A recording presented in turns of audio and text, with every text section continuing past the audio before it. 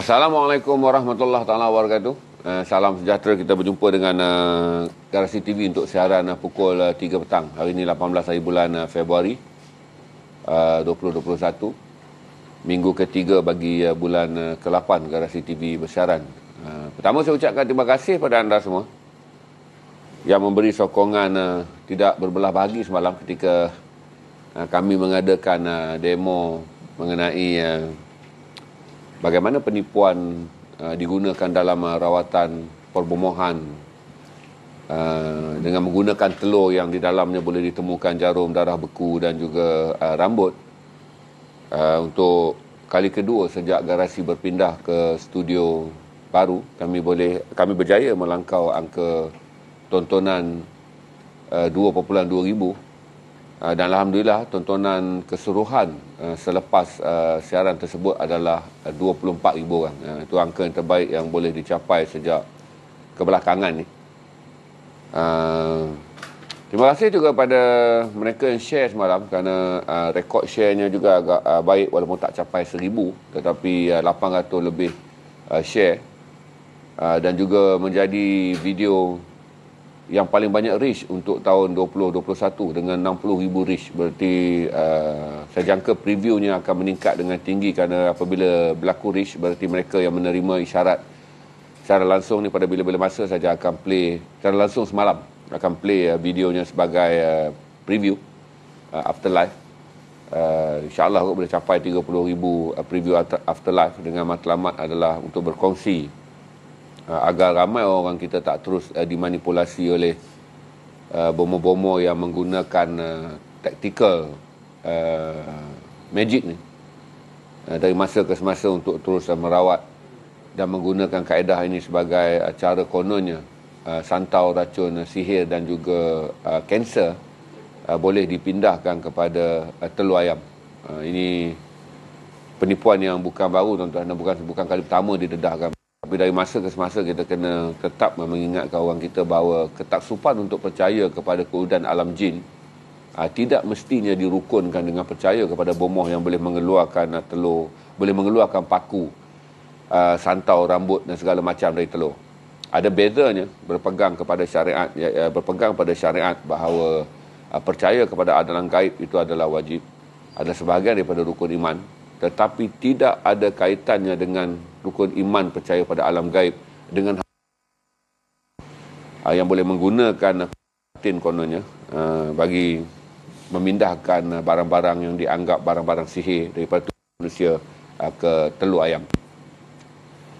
Perkongsian ini penting saudara, kerana orang kita selalu mengaitkan bahawa mempercayai alam gaib itu adalah tanpa had, hingga mereka percaya bahawa haiwan boleh diguna. Sekarang ada baru tentang kanser dipindahkan ke haiwan, malah paling terkelakar adalah kanser dipindahkan kepada buah tembikai.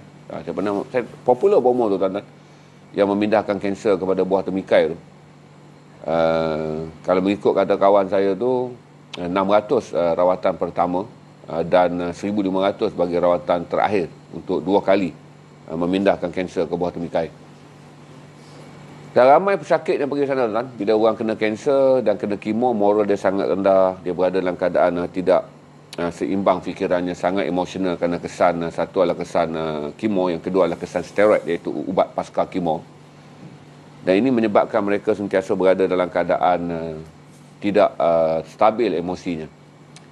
Dan akhirnya mereka akan menjadi mendesak keluarga mereka untuk membantu mereka meredakan kesakitan pasca kemo ni. Dan jadi ramai ahli keluarga akhirnya tiada pilihan yang lain, berpindah kepada rawatan bomoh. Ini menjadikan bomoh-bomoh ini faham bahawa mereka berdepan dengan keluarga dan pesakit yang mempunyai ketahanan mental yang sangat rendah. Berarti manipulasi senang berlaku. Jadi suntikan yang sama juga digunakan ke dalam buah tembikai dengan menggunakan jarum yang lebih besar saiznya. Kemudian mereka menyuntik agar-agar yang kemudiannya apabila terkena cecair, dia akan berkembang dengan lebih besar. Jadi apabila sesi rawatan itu dibuat dan kemudiannya buah tembikai itu dibelah, cecair hitam yang ditemui di dalam buah tembikai itulah dikatakan cecair kanser yang telah dikeluarkan daripada tubuh orang yang sakit. Walau tuan-tuan mungkin ketawa mendengar cerita saya ni, tetapi kalau mengatakan mengikut kawan saya yang memerhatikan perkembangan kes bomoh buah temikai ni yang sangat popular sekarang ni. Ada 2 bomohnya di Selangor dan seorang lagi di Melaka saya yang menjalankan rawatan ni, dan mereka memperolehi beribu-ribu ringgit sebulan. Kerana seorang kepada seorang tukang sampai menyatakan bahawa ibu mereka pulih dan ibu mereka menjadi lebih sihat dan akhirnya bebas kanser kerana berjaya dirawat oleh bomoh ini. Sedangkan kesemua itu berlaku adalah pasca kemo, di mana kemo telah pun dibuat, tetapi kesakitan kemo tu, ketika proses rawatan kesakitan kemo tu, mereka pergi kepada bomoh, dan kemudian pesakit pulih kerana rawatan diberikan oleh doktor, tetapi disebar-sebarkan oleh anggota keluarga dan juga oleh broker-broker kemo dengan menggunakan testimoni golongan ini sebagai tanda keberkesanan bomoh yang sedang mereka promosikan. Jadi tuan-tuan berhati-hati agar kita tak menjadi seteruk itu, sekufur itu, hingga ia boleh, saya tak mahu bercakap tentang soal akidah, tapi kita boleh diperbodohkan oleh bomoh-bomoh cari makan ni. Boh mau, kata tempat saya. Boh duit baru dia mau. Boh duit baru dia mau. Itu kata orang utara tu, boh mau, dia kata. Jadi hati-hati bahawa perkara ini akan terus berleluasa daripada masa ke semasa. Tengoklah kalau ada hari-hari yang sesuai yang lain, kita akan buat demo pendedahan yang lain lah, untuk saudara melihat trik-trik yang lebih luar biasa, termasuk bagaimana bomoh boleh menyalakan mentol berkuasa rendah dengan menggunakan sepatu di bawahnya ada bateri yang mempunyai aliran elektrik yang rendah. Setiap kali dia memijak, switch elektrik itu menyala, maka pergerakan aliran elektrik yang rendah akan bergerak dalam tubuhnya, maka mentol yang mempunyai watt yang rendah akan menyala, cup cup cup. Dan bomoh itu mengatakan dia sedang berusaha untuk menghalau keluar jin itu dengan membuktikan bahawa kuasa batinnya itu berjaya menyalakan mentol. Begitu juga apabila saudara pergi mendapatkan rawatan, saudara diminta meletakkan tangan di atas dulang, dan kemudian akan ada kejutan elektrik. Bahawa dulang itu sebenarnya telah pun diubah suai dengan menggunakan bateri berkuasa lemah yang boleh menghasilkan aliran elektrik rendah yang cukup untuk membuatkan pesakit terasa sedang direnjak elektrik. Maka bomoh ini akan mengatakan itulah dulang warisan pusaka yang diperolehi daripada ulama so and so and so, ataupun diperoleh daripada alam gaib yang dikirim oleh wali Allah so and so and so. Sebenarnya dulang ini adalah dulang yang diubah suai, di mana apabila keluarga yang sihat meletakkan tangan, bateri aliran elektrik tidak akan ditekan. Tetapi apabila pesakit meletak tangan, pesakit akan meraung, terkejut kerana ada aliran elektrik yang cukup untuk membuatkan pesakit terasa sentuhannya tu. Wah, betul dia ada jin. Dan kemudian setelah dirawat, diletakkan lagi tangannya, elektrik, dah boleh bayar 500, 1000, bergantung pada kereta dan kenderaan yang saudara pakai ketika sampai depan rumah bomoh. Bomoh akan meraihkan saudara di depan pintu rumahnya dengan penuh mesra, tetapi sebenarnya matanya memandang kenderaan yang saudara pakai, kerana kenderaan yang saudara pakai akan menentukan bil yang akan dikeluarkan. Ini kejahatan, tuan, kejahatan bomoh-bomoh Melayu berhaluan skamer ni. Yang berhaluan skamer ni, saya tak nafikan juga ada orang-orang yang masih lagi berada dalam dunia perbomohan, iaitu tidak merawat dengan menggunakan kaedah rawatan Islam, tetapi menggunakan kaedah tradisional yang baik. Saya pernah ke Air Hitam merawat seorang yang terkena migrain, dan saya tahu bomoh ni sangat terkenal dalam rawatan migrain di Air Hitam, Johor. Kemudian bila saya sampai, keluarganya bagi tahu, kata Tok Bomoh ni pagi dia keluar menurut kereta. Keluar menurut kereta. Berarti dia bukan full time bikin wang dengan merawat migrain. Kemudian apabila kami keluar dan terpaksa datang balik selepas waktu menoreh, itu kira-kira pukul 11 pagi, 12 tengah hari tu, rawat, dan walaupun dia menggunakan kaedah rawatan tradisional, tetapi dia menyarankan, mengatakan bahawa migrain dalam perubatan moden dah ada banyak kesan, dia kata, kerana dia masih lagi menggunakan kaedah bantuan secara alam jin. Tapi dia juga mengatakan bahawa ramai pesakitnya pulih juga apabila mereka bertemu. Jadi dia juga menamakan doktor-doktor dan klinik-klinik yang terkenal, yang pernah diberitahu juga oleh pesakit-pesakitnya, apabila mereka mengambil beberapa ubat yang dibekalkan oleh doktor, migrain mereka juga berkurangan. Tapi mereka masih pergi kepada beliau kerana satu adalah beliau juga dapat membantu dengan menggunakan kaedah tradisional dan beberapa rawatan ramuan simple tradisional untuk meringankan beban migrain. Itu je kita ada berapa view sekarang?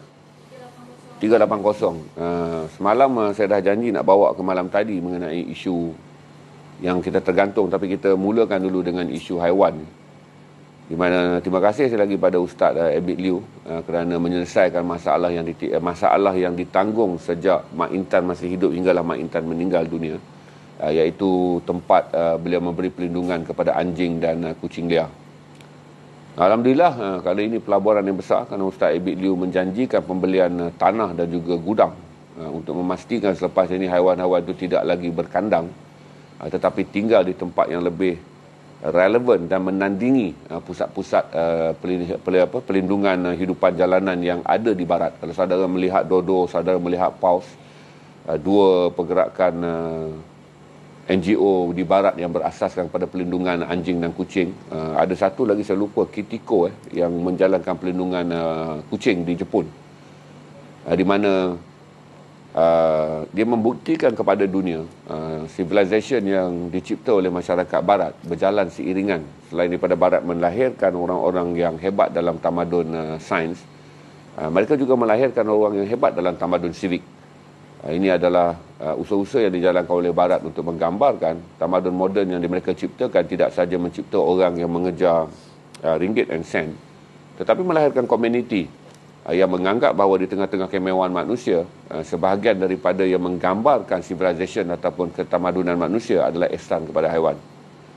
Ramai yang mengkritik dengan mengatakan bahawa kenapa anjing yang diselamatkan, kenapa anjing yang diberi perlindungan, kenapa anjing yang diberi makan.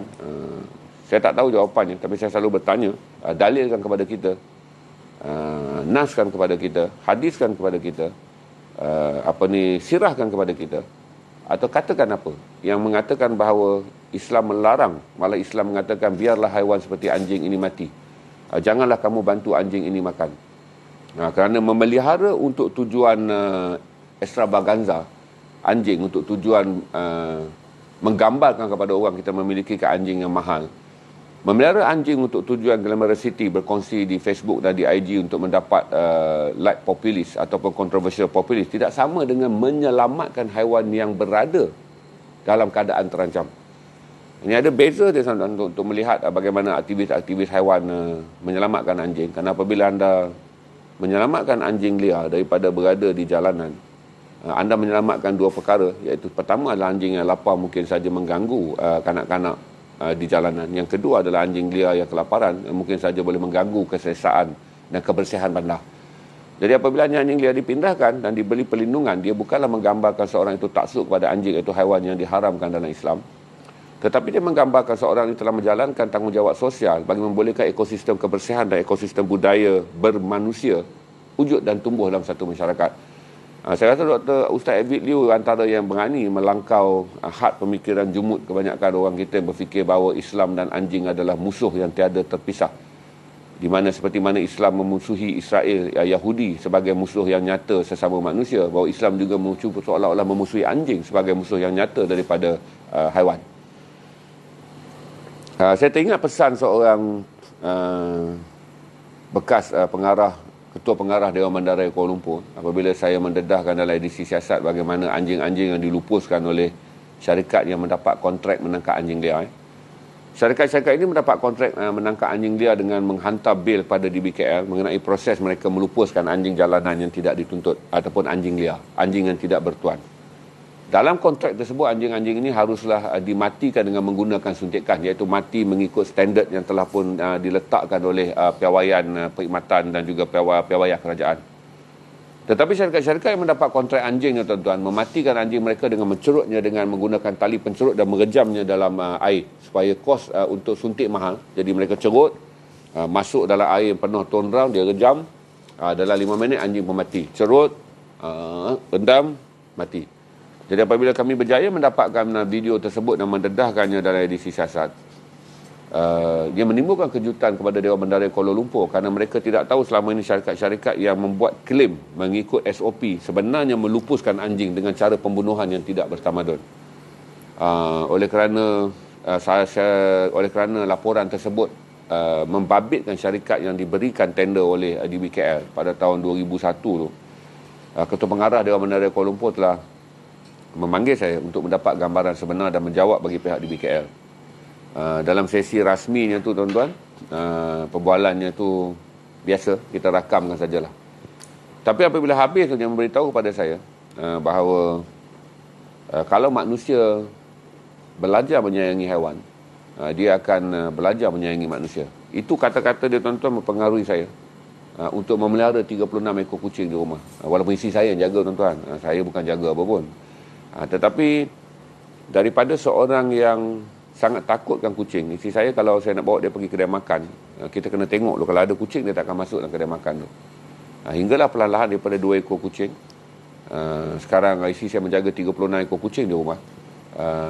Dan saya boleh bagi tahu pada saudara, apabila kita meletakkan haiwan di rumah, waktu saya pelihara kucing tu, anak-anak saya masih kecil, dan sebagai ayah yang sangat sibuk, saya tak banyak masa untuk bersama dengan anak saya. Apatah lagi nak sampaikan syarahan kepada anak-anak saya tentang sayangilah manusia, kasihanilah jiran kamu. Tapi saya meminjam kata-kata bekas Ketua Pengarah Dewan Mendarai Kuala Lumpur, di mana apabila kita menyediakan ruang kehidupan kita yang selesa dengan berkongsinya dengan kucing, haiwan, kemudian kita mendisiplinkan diri kita dengan menyimpan sedikit wang tabungan untuk memastikan setiap bulan kita membeli makanan yang baik untuk kucing kita. Kita menyediakan disiplin kucing kita yang sakit hendaklah dirawat. Kita menyediakan disiplin tandas kucing mestilah dicuci pada setiap 48 jam. Kita menyediakan satu disiplin yang besar, yang paling besar sekali adalah sayangi kucing kita. Dia mengurangkan tanggungjawab seorang ayah untuk mengkhutbahkan soal-soal kenuranian, soal-soal kejiwaan kepada anak-anak. Kadang-kadang tuan-tuan, kita pun tak tahu nak cakap apa kepada anak-anak kita untuk mendidik kesahsiahan diri ni. Sahsiahan diri ni sangat susah. Tapi apabila anak-anak kita berada dan mereka merasa nasib seekor haiwan berada dalam tanggungjawab mereka, dia akan mempengaruhi dia. Kalaulah seorang boleh sayangkan haiwan di dalam rumahnya, tuan-tuan, insya-Allah dia akan sayang manusia apabila keluar rumah. Sebab dia telah dilatih untuk melihat haiwan itu haruslah dilindungi dan dijaga dan diihsani. Dia berkongsi ruang kehidupan dia, ruang makanan dia, ruang rezeki dia dengan haiwan. Mustahil apabila dia di keluar rumah, dia mempunyai pandangan tidak bersimpati kepada manusia. Kerana daripada usia 7-8 tahun dah diberi tanggungjawab. Setiap 48 jam kena cuci tandas pasir kucing kena disemak. Sebelum tidur pastikan air yang ada dalam tempat kucing okey. Bangun pagi yang pertama sebelum pergi sekolah lah pastikan semua pot makanan kucing okey. Dan kemudian apabila kucing sakit, bergila-gila untuk naik dan lehat dia. Saya letakkan kucing saya dalam satu bilik, satu ruang tamu khas di tingkat atas. Kena tengok. Suntik ubat, bagi makan. Jadi saya fikir, kata saya belajar dari pengalaman bukan daripada orang. 11 tahun dah tuan-tuan memelihara kucing. 36 yang masih ada dengan saya, 70 yang telah dikuburkan sepanjang penjagaan saya. Daripada 36 tu 22 adalah yang lahir dengan dibidani sendiri oleh anggota keluarga saya. Berarti apabila ibu kucing tu dah sampai waktu untuk melahirkan bayinya, kita akan berjaga malam dan tengok bila pecah saja ketuban dan air mula keluar untuk mengurangkan stres ibu kucing ni. Apabila dia tekannya kepala baby keluar, kita pakai sarung, kita tarik. Untuk memudahkan ibu kucing tidak struggle adalah dengan memberi bantuan proses kelahiran. Hinggalah belajar, hinggalah anak-anak saya sendiri pandai menyambut kelahiran bayi kucing ni. Dan kucing-kucing ni membesar dalam rumah saya dengan menjadi sebahagian daripada keluarga saya. Ada yang tak boleh tidur tanpa menggunakan katil. Salah satu daripada anggota keluarga. Berarti kalau saya ada di rumah, kalau saya tak ada di rumah, penuhlah ni yang tidur di katil isteri saya. Kalau saya balik, mereka akan tidur di katil anak saya. Sebab kita ada bilik berasingan. Ini memberi pengalaman kepada saya bahawa walaupun saya seorang ayah yang so-called pandai cakap lah, tetapi untuk mendidik sasiah dan mendidik nilai keinsanan dalam diri anak-anak kita tak mudah, tuan-tuan. Sebab masa yang terhad. Kita ada masa dengan anak kita pun, kita akan gunakannya untuk menyemak pergaulannya, untuk menyemak pendidikannya, pelajaran sekolahnya, universitinya, selebihnya untuk menyemak pergaulannya, dengan siapa dia berkawan, dan akhirnya merapatkan silaturahim. Dalam masa yang terhad, saudara, kadang-kadang momennya itu tak sampai untuk kita syarahkan benda-benda yang, anakku, hendaklah kamu berkasih sayang sesama manusia, pastikanlah anakku sekiranya ada. Tak mungkin, tuan-tuan. Dalam filem mungkin ada lah. Cuma dah kurang filem-filem macam tu. Sebab sejak Melayu kerap berebut keta dan berebut laki orang dan bini orang ni, jarang kita meletakkan nilai-nilai ihsan dalam drama. Dan ini yang dilakukan oleh Ustaz Abid Liu yang membantu. Bukan sikit, tuan-tuan. Saya baca komen dia tu, orang-orang Cina yang dalam tu pun terkejut tu. Mengatakan bahawa mereka terkejut betul lah, kerana ini saya rasa antara pelaburan yang terbesar, kerana dia akan membeli tanah dan menaikkan gudang pelindungan. Saya rasa ini investment Ustaz Abid Liu yang paling besar tu, itu memakan ratus ribu tu tuan-tuan, untuk menjadi contoh bahawa Malaysia telah melangkah satu tapak ke depan dari segi bantuan awam, iaitu meningkatkan nilai civic masyarakat. Tuan-tuan jangan anggap tuan-tuan duit tu bagi makan manusia, lebih baik bagi makan orang lapar. Pendidikan kerohanian ni penting. Apabila pendidik kerohanian berkembang, orang-orang itu kaya kerohaniannya, maka kemiskinan boleh dibenteras. Masalah kita tuan-tuan, kita mengajar dengan memaksa orang untuk bersifat ihsan. Dermalah, bantulah. Itu jiran kau kena tolong. Ustaz terpaksa ceramah ni, derma berganda-ganda, membiarkan jiran yang lapar, neraka jahanamlah tempat kamu. Kerana pendidikan-pendidikan yang tidak berasaskan kepada pelaburan kerohanian jangka panjang. Untuk kita ni tuan-tuan yang hati dah zulmat ni, tengok perbuatan tu mungkin sepele lah kata orang Kedah. Tetapi bagi kanak-kanak, orang remaja, anak-anak remaja yang melihat apa yang dilakukan oleh Ustaz Abid Liu, memberikan mereka perception baru tentang hidup. Kita ni dah tak boleh dah tuan-tuan. Semua benda kita nak bash. Semua benda kita nak naikkan komen negatif. Kan haters. Apa guna ada Facebook kalau tak maki orang? Apa guna Facebook kalau tak menjadi juara juara palatau?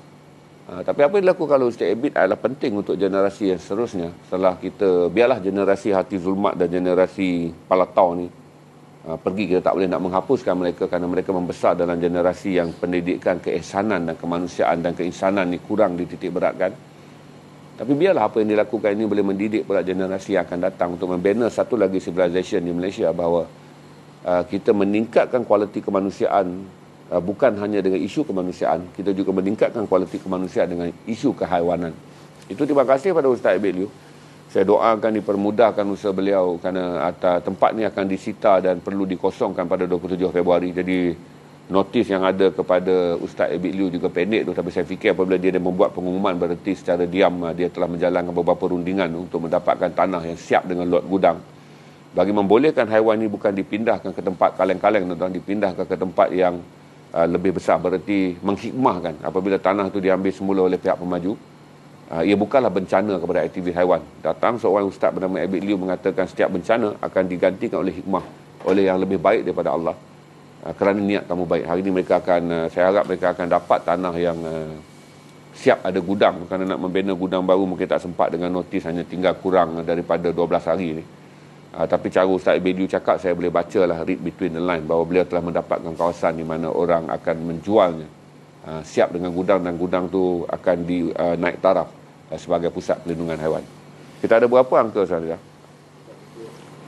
47 Semalam Dex Bagio mengingatkan saya mengenai tajuk yang saya janji nak sambung semalam, kita terberhenti petang semalam, iaitu kenapa setiap kali anggota polis mati setiap kali penjenayah mati ditembak, wujud desakan yang kuat sekarang daripada pelbagai NGO untuk menyiasat SOP, menggambarkan menggambarkan SOP tembak mati penjenayah 4 serentak adalah satu yang salah, dan menggambarkan lebih banyak tekanan-tekanan yang dialami oleh pihak polis, kerana hari ini apabila mereka membasmi penjenayah, mereka boleh diletakkan dalam keadaan dipersalahkan sebagai pihak yang kejam.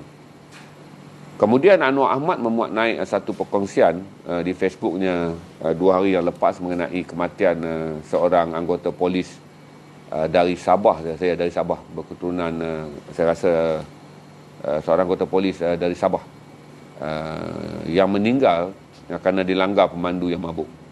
Tak ada orang buat upsettle, tuan-tuan. Siasat, carilah pemandu mabuk tu. Pastikan pemandu mabuk tu ditangkap. Tak ada siapa yang peduli pun, tuan-tuan. Gambar tu ketika sampai di mana keranda mayat, kerana dia bukan Islam, keranda mayatnya sampai dari penerbangan di Sinai Johor dan turun di Kota Kinabalu. Tak ada orang sambut, tuan-tuan. Hanya isterinya yang menyambut. Like-nya pun kurang. Tak ada siapa bersolidariti dengan wanita ini yang telah hidup. Dia berkahwin pada bulan dia berkahwin pada bulan Julai tahun lepas. Berarti masih lagi dalam mood bulan madu, tuan-tuan. Belum setahun perkahwinannya. Kemudian dia dalam proses bahawa dia akan berpindah ke Johor, kerana suaminya mengatakan bahawa dia akan cuba menamatkan perkhidmatannya dengan baik 5 tahun di Johor. Jadi dia minta isterinya meletak jawatan sebagai seorang perunding hartanah dan datang ke Johor dan mencari pekerjaan di Johor, di Keluang, kasih saya tu. Kemudian tinggal bersamanya. Jadi dalam proses ni tuan-tuan, anggota polis ini baru pulang daripada berkhidmat, dia dilanggar pemandu mabuk dan mati. Saya tengok story tu tak ada siapa peduli pun. Walaupun disiarkan oleh Metro, dinaikkan di page Anwar Ahmad pun tak ada orang nak ambil ihsan. Tetapi yang orang terkinja-kinja, jadi gelabah tak menentu hala ni adalah mengenai 4 penjenayah yang ditembak mati oleh anggota polis. Kerana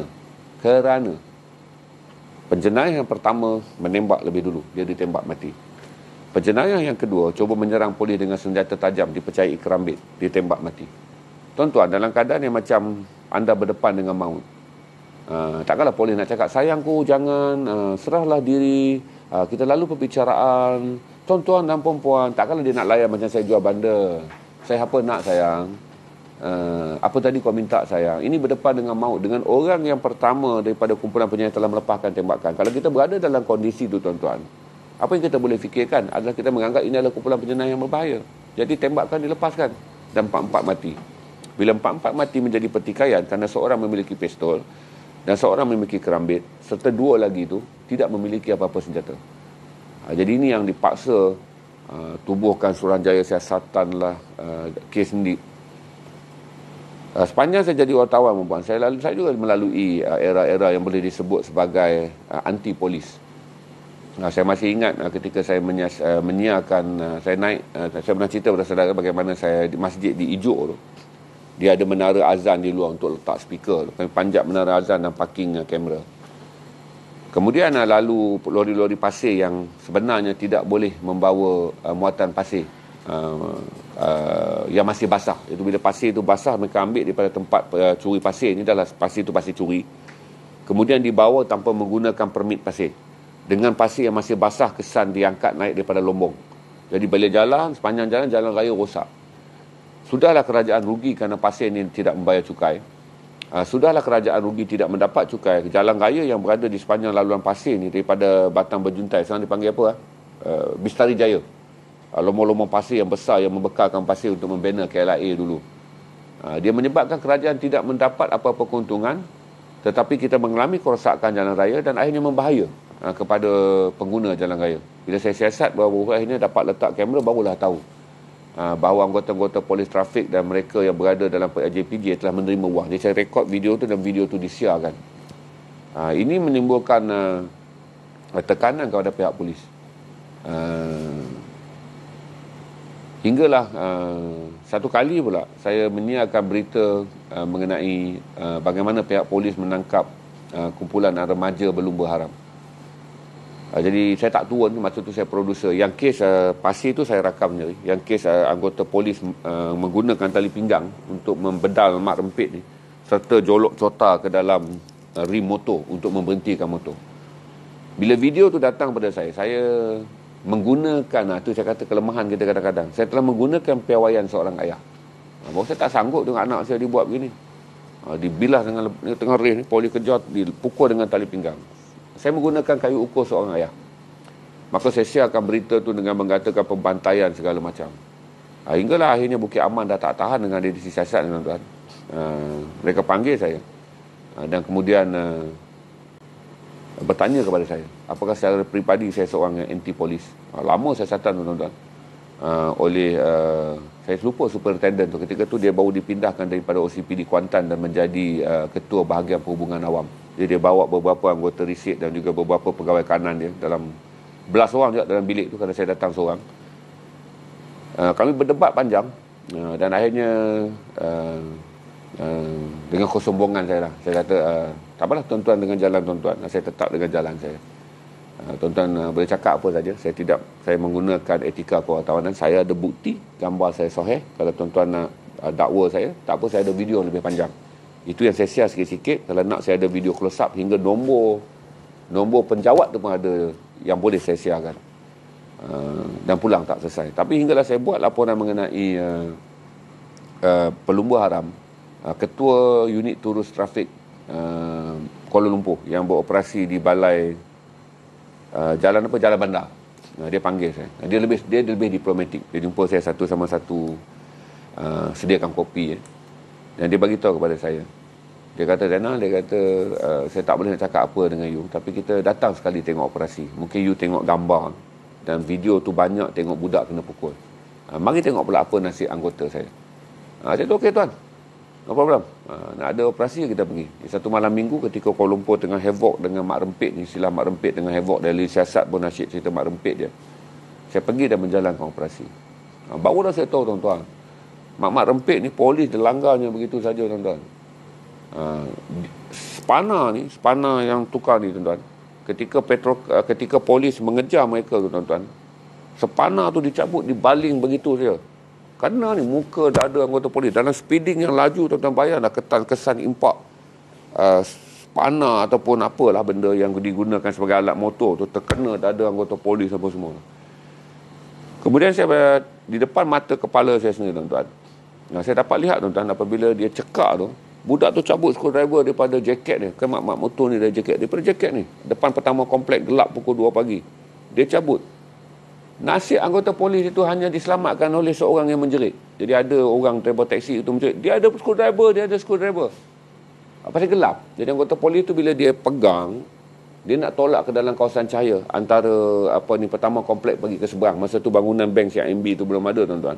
Nasib baik seorang pemandu teksi yang menunggu orang di situ, dia dapat jerit. Dia ada senjata, barulah saya boleh nampak, tuan-tuan, screwdriver tu. Bayangkanlah kalau screwdriver yang matanya 4 inci tembus, orang kata tu. Dia mengubah pandangan saya. Berarti saya tak boleh melihat nasib orang yang ditangkap oleh polis walaupun dengan menggunakan kekerasan sebagai seorang ayah. Kerana polis menjalankan tanggungjawab pada waktu itu bukan sebagai seorang ayah. Mereka menjalankan tanggungjawab pada waktu itu adalah untuk membenteras gejala lumba haram. Yang bukan saja membahayakan nyawa pelumba, tapi membahayakan nyawa pengguna jalan raya yang lain yang menggunakan jalan raya pada waktu mereka berlumba. Jadi ada banyak perkara, tuan-tuan, apabila kita lihat dengan dekat, barulah kita faham. Dan saya sampai sekarang masih boleh bayang, tuan-tuan, katalah abang teksi tu tak jerit. Kita panggil apa? Plier, screwdriver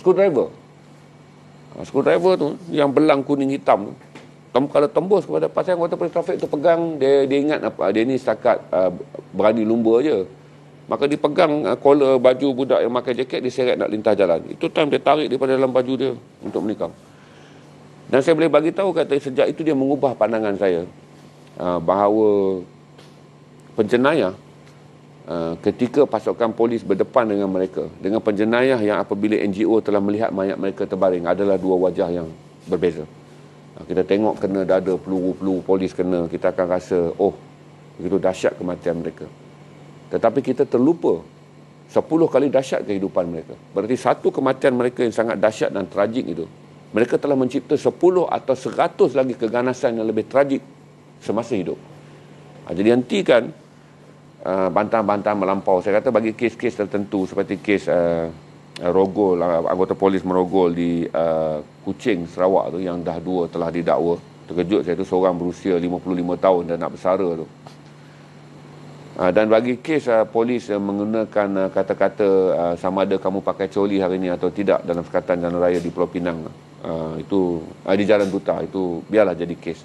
Tetapi bagi kes-kes besar, tuan-tuan, kes-kes besar ni, di mana apabila polis berdepan dengan nyawa mereka berada dalam hidup dan mati, tuan-tuan, tak ada anggota polis yang pergi situ semata-mata aku akan mati demi tanah airku. Takkan ada, tuan-tuan. Kerana kebanyakan anggota polis akan memikirkan juga aku punya isteri dan anak-anak di rumah.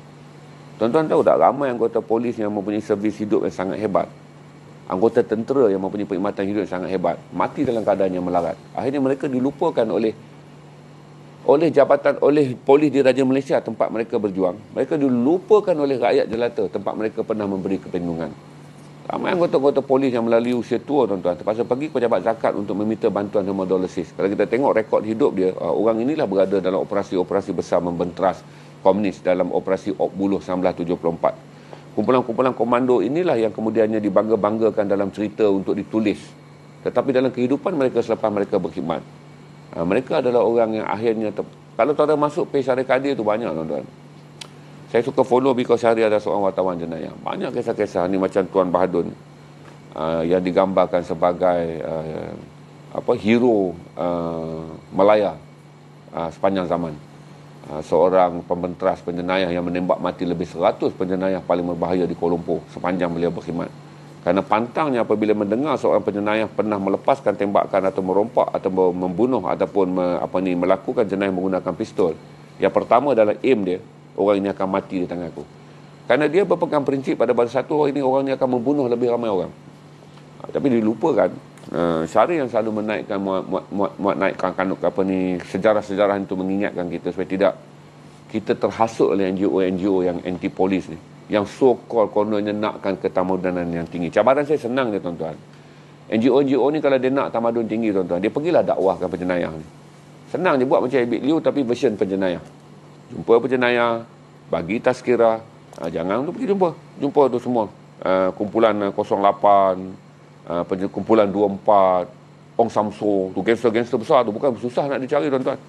Pergi ni NGO ni, tazkirah pada mereka, janganlah kamu menjenayahkan negara ini, tuan-tuan, pastikan negara ini aman dan lakukanlah perniagaan yang dapat menjadikan tuan-tuan orang yang hebat dalam ekonomi Malaysia. Tak nak pula dia buat. Yang dia tunggu duduk dengar berita, lepas tu keluar press release, naik status di Facebook, hasut orang ramai untuk mengatakan polis di Raja Malaysia telah melakukan kekejaman dengan menembak mati penjenayah tanpa mengikut SOP. Optionnya tak boleh jadi armchair, tuan-tuan. Kita tak boleh menjadi pengadil kepada kehidupan yang luar biasa dengan hidup sebagai orang biasa. Kalau kita nak jadi pengadil bagi kehidupan yang luar biasa, kita kena jadi orang yang luar biasa. Berarti saudara pergi dakwah. Kenapa? Tembak saya dah tengah dakwah dia dah tu. Dia dah berjanji dah tu. Lepas saja rompakan terakhir, dia ada modal, dia nak pergi Mekah. Lepas saja rompakan terakhir ni, dia dapat duit, dia nak bangunkan sekolah tahfiz. Lepas saja dia rompak, dia dapat duit ni, dia nak bangunkan kuil dan rumah ibadat. Saudara tembak ni, dia sebenarnya dah insaf dah ni. Dia dah 14 juz dah di bawah bimbingan saya. Nak masuk juz ke-15 dah. Tak ada pun dibuat kerja-kerja amal yang begitu, tuan-tuan. Tidak pernah mereka mendakwahkan pun kepada kejahatan supaya kejahatan dapat dihentikan. Tetapi mereka cuba mendakwahkan kepada kita bahawa kebaikan yang dilakukan oleh polis di atas tanggungjawab beruniform sebagai satu jenayah. Sekarang polis pula jadi penjenayah kerana menembak penjenayah. Itu ulasan editorial saya. Kita dah 35 minit.